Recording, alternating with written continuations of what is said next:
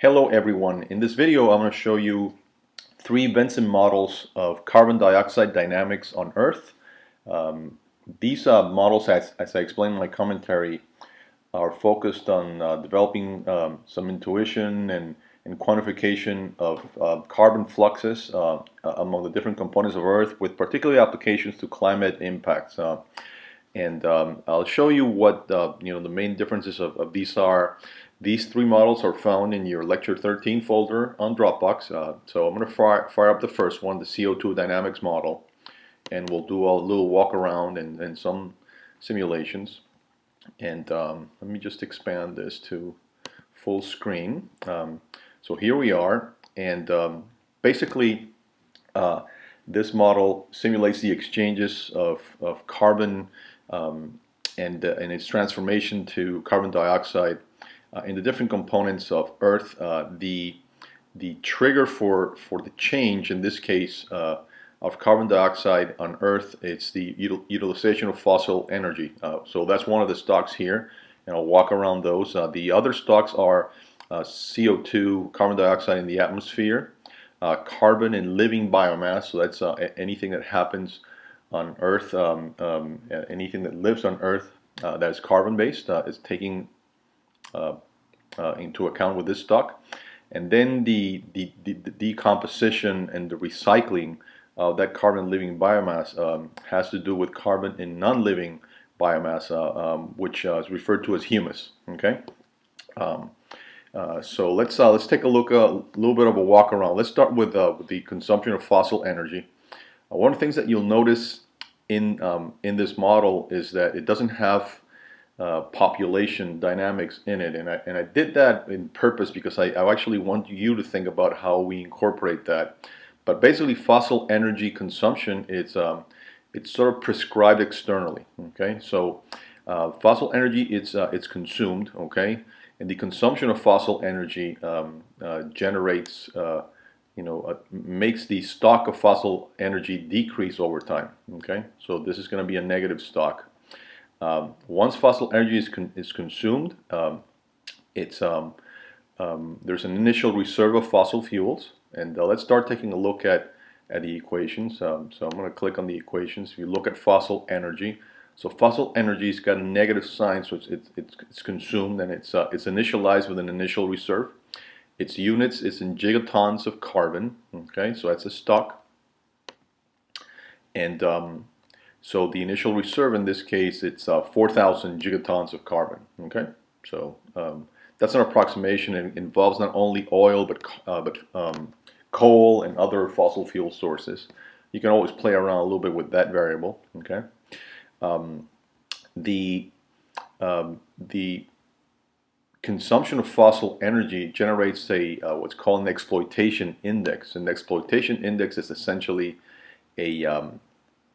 it's a ratio of the current state of fossil energy divided by the initial reserves, and the initial reserves are attenuated by a fraction of consumable fossil fuels. And this is meant, and let me show you what that is now. I think I preset that to 1, but you can actually if you want to be conservative, you might want to set that number to less than 1. And what this does is that it assigns an index to the drawdown of the fossil fuel reserves. So if you for example wanted to set an alarm when you run out of 50% of your reserves, then you would put a 50% here, or 0.5. Right now I just set it to 1. And the idea is that this will be an indicator of how quickly the reserves are being drawn down by consumption. Okay, so this exploitation index leads to a scarcity, and the scarcity index essentially is it's essentially 1 minus the exploitation index. So if you're if you run down of 40% of your fossil fuel reserve, then the scarcity index is going to be 0.6, 60%. You're 60% scarce, and this is just an indicator to say how quickly you're running out of the fossil fuels. And Now, how is consumption of fossil fuels generated? It's essentially generated by something that's referred to here as the growth rate scenario. And this is where the human input comes in. So this is how we're contemplating over time that population is going to be depleting the fossil fuel energy. So let me take a look at that. And what this says here is that until year 2015, the growth rate is the historical growth rate. After 2015, it settles on a growth rate of 0.1, and this has units, 1 per year. And the explanation here, it's a percent growth of the consumption on a yearly basis. Okay, so this would be like gigatons of carbon consumed per existing gigaton of carbon per year, okay, expressed in a percent, okay. So the historical growth rate that appears there, it's the number that was used, and this is an average for the period of year 1850 to year 2000 of the growth rate of fossil fuel consumption, okay. So expressed as gigatons per year per unit gigatons in fossil fuel. Okay, again. So what we're saying is that the growth rate would be the historical growth rate until 2015, and then from there on a little bit higher. So we're essentially in this model, we're assuming that the fossil fuel consumption is going to grow over time. Okay, there's a modified growth rate here that is at this point is just a growth rate scenario, and that leads to the growth rate. And then the growth rate is the historical growth rate until 2000, and then after that the modified growth rate. That's basically saying we're going to introduce this projection growth rate into the equation, and that leads to the consumption growth of fossil fuels, which is essentially a straight calculation multiplying the growth rate, which is in 1 per year times the fossil energy in gigatons of carbon. So this gives you the depletion of the stock. Okay, so that part takes care of the fossil fuel stock. So let's take a look now at what happens with that. And so the consumption of fossil fuels drives a component of CO2 increase. So whatever fossil fuel is consumed ends up as an increase in carbon dioxide in the atmosphere. Now, carbon dioxide in the atmosphere, and we'll look at that stock, is driven by an increase minus a decrease. Fairly straightforward. Its units are in gigatons of carbon, so that's stock again. It has an initial value of 600, so this is in the model, it's the value of the carbon in the atmosphere stock at year 1850, okay, which is when we start the model. And but that's not the only way that CO2 can increase. It's not just fossil fuel. There's other components. So I'm going to look at that number now, and you'll see here that it's a combination of processes. Rock decomposition is one of them. So there's a rock weathering process that generates carbon. So these are essentially rocks decomposing and emitting directly carbon to the atmosphere. There is fires, okay, another stock. There's deforestation, okay, right there. There's animal respiration. So these, this is, you and I and other animals breathing and producing CO2 and expelling to the atmosphere. There's a loss of carbon in humus that goes to the atmosphere. We're going to look at that. And then, of course, there's the consumption of growth of fossil fuels. So all these components generate carbon as a source to the atmosphere. Now, carbon also decreases through uptake in the ocean. And the uptake in the ocean in this case is given as a table. and we can actually look at it as a graph, and it's a there's a little of a saturation effect here, but this essentially is about the left column indicates the relationship between the CO2 uptake in the oceans and the atmosphere. So this amount in the column, this is the amount of CO2 in the atmosphere, results in this amount of gigatons of carbon uptaken in the ocean. Okay, and there's a saturation effect, and this basically means that even if you accumulate a lot of carbon in the atmosphere, they'll reach a point where the ocean can only take so much carbon. So there's a saturation effect, which will tell you that CO2 will tend to accumulate in the atmosphere, which has been, it is what has been observed historically. Okay, so the CO2 decrease is basically is composed of not only the uptake by the oceans, which is here, but also there's a gain from afforestation. Okay, so there is a, if you grow forests, this will have an impact on decrease of CO2 in the atmosphere. It will sequester carbon from the atmosphere. And then there's net primary production, which is again taking carbon from the atmosphere and fixating into other forms of carbon that are not in the atmosphere, biomass and in humus.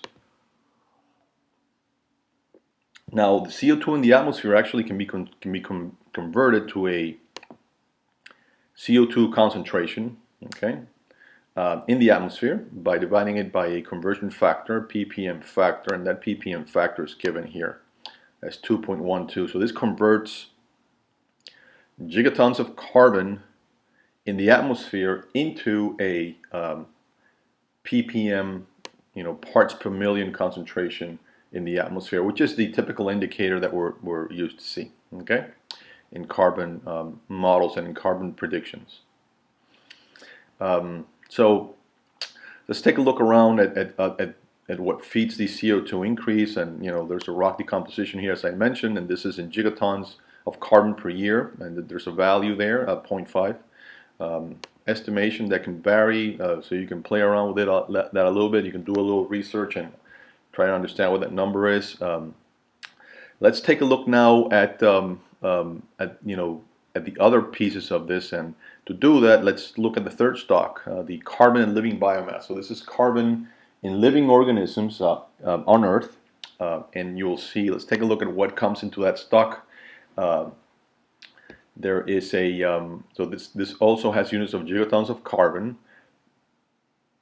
So there's an absorption of carbon by primary production. Okay, so there's this is the process by which living organisms transform and carbon into biomass. Okay, this is how organisms essentially grow, tissue and organisms and all carbon-based materials. Then there is a negative on annual litter loss. So this is the amount of carbon that gets essentially by decay. This is decay that goes into humus. There's the loss from deforestation. It comes into this. There's a loss from fires. That's also a negative. There's a loss to animal respiration. Okay. And then there's the gain, so positive, from afforestation. So that goes, these are all the fluxes that go into and out of the carbon and living biomass stock. All right. So let's take a look at the ins first. There is the absorption by primary production that goes here, and that is it's a flux of carbon. It's in gigatons of carbon per year, and this basically is just a process of net primary production, and net primary production is there. Okay. So this is externally specified.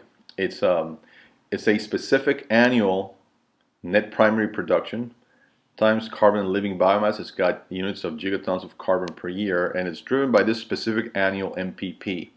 So this is an estimate of how much, this is the growth rate of carbon due to biomass production. It's mostly vegetation for the most part, and this is expressed in gigatons of carbon per year per unit of gigatons of carbon and live biomass. Okay, so this has units of 1 per year, And so this is this is like a growth rate, or I should say, just to make the equivalent, a birth rate of biomass, okay, of live biomass on a given basis, okay. And so this is externally specified, and it's based on an estimate, and so this is remains constant. So this is something actually you can think about as well, and do a little bit of research of how we expected this to change over time, etc. Right now it's set as a constant, and so that's one of the ends, and then the other end is the gain from afforestation.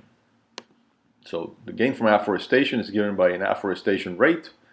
It's in gigatons of carbon per year, and you can actually, and here we have a little graph for afforestation. So time history from 1850 to year 2500, actually, you know, much beyond the duration of the model, and it's one of these things that also plateaus and taps out. Okay, so that's a given. It's given as a table. So this means basically that this shows like an afforestation strategy over time.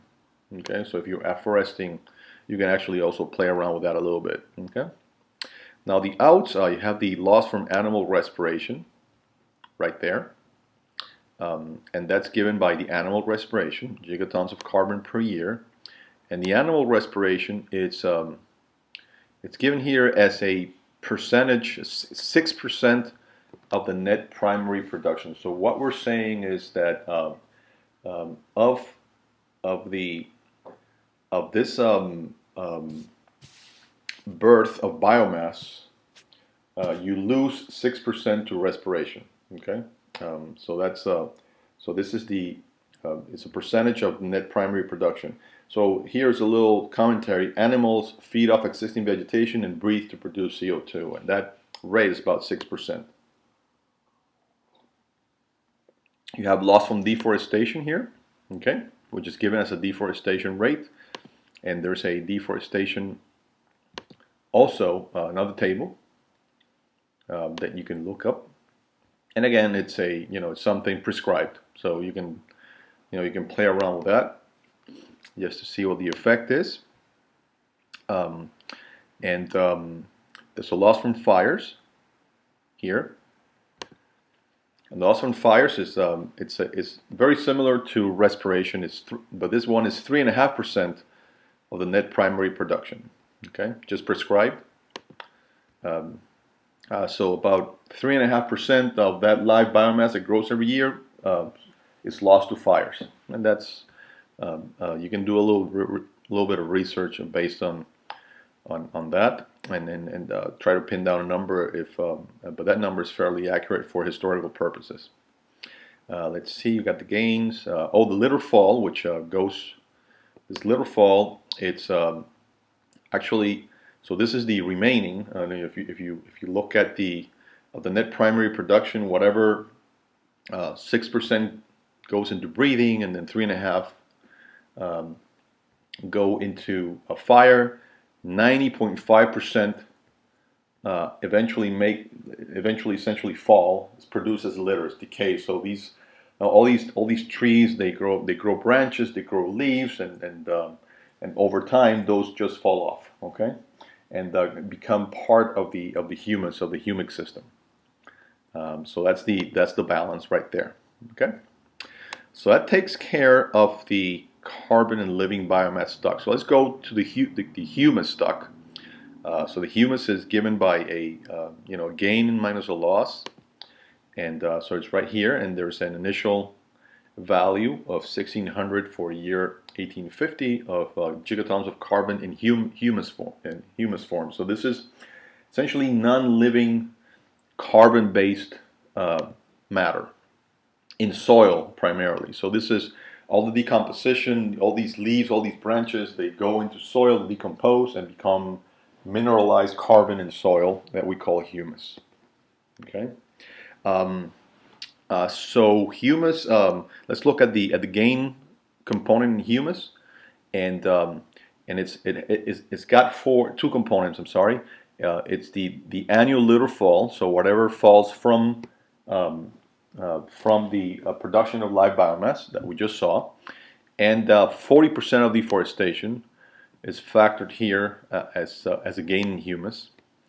So 40% of that deforestation that occurs is sort of gets lost to humus. If you look at the loss of humus, it's got two components. It's the humus decomposition. So actually humus, the carbon in humus tends to decompose chemically or biochemically, and also a fraction of it, it's produced by soil oxidation, which is more again, it could be two pieces of the chemical reaction. Soil oxidation is given here as prescribed. So this is a graph that basically shows how, and that's is prescribed externally. So this is oxygen getting in contact with soil and oxidizing some of that organic matter, and that becomes, the soil oxidation piece becomes, if you look at the loss of carbon in humus, it goes back to the CO2 in the atmosphere. So that all goes back to the atmosphere as CO2. So the decomposition of humus and the oxidation all go back to CO2 increase. The decomposition is driven by a persistent time of humus. So this is it's like characteristic time. This is it takes about 30 years here to decompose humus. Very slow process. So that's how this ends up back in the atmosphere. So that's essentially a rundown of the model, let's try to run some simulations. And if we do that, so I'm going to run it as is, so we can see what we get in this scenario. And if you do that, then there's four graphs here that I set up. First one is the carbon dioxide in the atmosphere, and you can see that the carbon dioxide, and this model runs for 300 years, 1850 to 2150. And you can see that the carbon in the CO2 in the atmosphere builds up. Okay. Now the current state, if you look at what's in the atmosphere today, it's about 370, 380 parts per million. So you're right about, if you look at the graph, you're right about here. And what this indicates is that under the growth rate scenario in this model, the CO2 is going to continue to build up. Now, build-ups beyond 400, 450 are indicators of strong climate change. You can do a little bit of a search in the literature for scenarios in which consider the consequences of 450, 550 ppms in the atmosphere and what that would mean in terms of temperature increase and other climate indicators. But right now the concentration is just below 400. It's continued to build up. If you look at the fossil fuel drawdown, from the initial value of 4,000 in 1850, so if you look at the year 2010, 2012, which is where we are, and this is about right of where we are now, 3,500. So we've drawn down, a fraction of that, but that continues to be drawn down into the future. There's a couple of others, the other two stocks here, the carbon humus, which goes down and then sort of stabilizes, as well as the carbon living biomass. It sort of stabilizes at a value, just above 700 gigatons of carbon. So you can play around with this model a little bit. What I did, instead of playing around with this model, is that I created a couple of other models just to show you some of the impacts. So I'm going to get out of this one, and I'm going to show you so I'm going to say yes, that's fine. I'm going to show you the other two. So there's a second model that I called carbon dioxide scarcity. Okay, and let me show you that model. And again, I'm gonna scale this to fit the screen, and let me maximize the screen. So there we go. Okay, and let me just refresh this view. What the modification that I introduced in this model is that it didn't appear in the previous model that the consumption. So I essentially played around with the fossil energy I didn't tinker around with the biogeochemistry here. I assumed that that was pretty fairly established, although you can still tinker around. But I did a couple of tinkerings with the fossil energy component, which essentially is equivalent to saying that we're looking into carbon growth policies, so what I did is that I introduced a link between the scarcity of fossil fuels and the growth rate. And let's go to the equations and show you what was done there. And so the idea is that in this case, in the previous model, I had the growth rate just being whatever growth rate is prescribed. Here I introduced a variation of that, which means that the growth rate, if you start running out of fossil fuels, and even if you don't, if you start drawing down too much fossil fuels, your growth rate is going to be attenuated, or modulated is the word I use here, by the availability of fossil fuels. So if you are in a situation where you've consumed 40% of your fossil fuels or 30%, then that's going to drive 1 minus that 30%. So you're going to be growing at 70% or 60% or whatever number it is of your projected growth rate scenario. Okay, so the idea here is that there is a growth that is mediated by the scarcity of fossil fuels. So that means that if you start running out of fossil fuels, your growth is going to be smaller, and then so that introduces a little bit of a feedback of consumption back to the stock. Okay, back to this consumption. The growth rate here, it's pretty much the same as before, so that didn't change, and that I think that is the only change I introduced. So let's try to run that and see what we get. So if you do that, see here it is. You sort of start not completely stabilizing, but it doesn't grow like it was doing before. So this starts after year 2050 starts going down, and so now you get just a little bit about 400 by year 2150, but it certainly slows things down. It also slows down the consumption of fossil energy, and these two don't change as much because I didn't tinker as much with this, and so those don't change as much. Now I want to show you a third, so you can see around this model. That's the only change I made. Now let me show you let me save that as well. Then I created a third model. It's called CO2 No Fossil 2100. So you can try to intuitively know what that means, or let me maximize here the window again and scale the view to fit. And now here what I did, let me actually refresh this view as well. There we go. So this Vensim still keeps the 4 graphs from the previous simulation, so these are not graphs from this simulation, but here what I did is that I changed the growth rate scenario. So again, I kept the scarcity link, okay, and then I modified the growth rate. Let me show you what I did. And here I just created a table, okay, and let me show you table as a graph. So essentially what I did is that here is the year 1850, 2015, so I kept the historical growth, and then I start saying, well, by 2020 we'll grow a little bit less. That's projection. By 2030, 2040, by 2050, by 2100, there's a essentially zero fossil fuel consumption. So we've kept the fossil fuels being consumed until 2100, but from there on it's zero. So that's the drop. We can see what that does.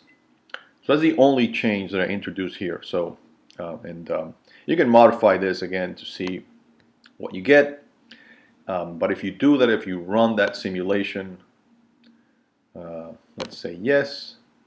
Now see what happens now. you're actually, your ppms in the atmosphere, CO2 in the atmosphere grows. It grows past 2050 and then starts actually going down. And this actually jives with what's been projected by some scenarios in which there's actually a way to curb the CO2 buildup in the atmosphere and even actually make it lower than it is today over time. Of course, doing that also stabilizes fossil energy at some value. After 2100, you're essentially not consuming anything, so it sort of draws down to or just over 3,000 gigatons of carbon. And again, these two guys don't change a whole lot after that. So so I'll let you take these models and play with them. I think one of the things that I'd like you to see, and I'll put some of that in my in my notes on our Facebook discussion page. Think about how you introduce. See the key here in looking at curbing CO2 in the atmosphere. You can see that really an impact in tinkering with economic growth rates, which are reflected here, and also on the dynamics of how we consume fuel, how we consume fossil fuels, really have an ability to really translate into notable impacts on carbon dioxide in the atmosphere, which is the key indicator of climate change, because this drives temperature increases in the atmosphere. It drives the acidification of oceans and other processes. It drives phenomena that have to do with how carbon is cycled globally.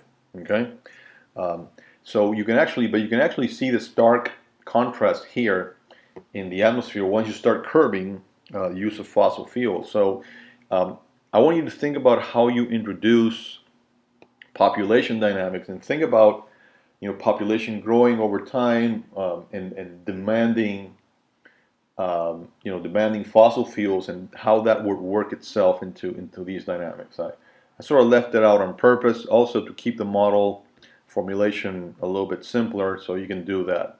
So I'm going to let you tinker around with that. Please, again, post your insights, your modified models, your insights, your commentaries on our Facebook page. So have fun. That's the purpose of this. And I'm going to get out of this and finish the video. Have a good week, guys. Okay? Take good care.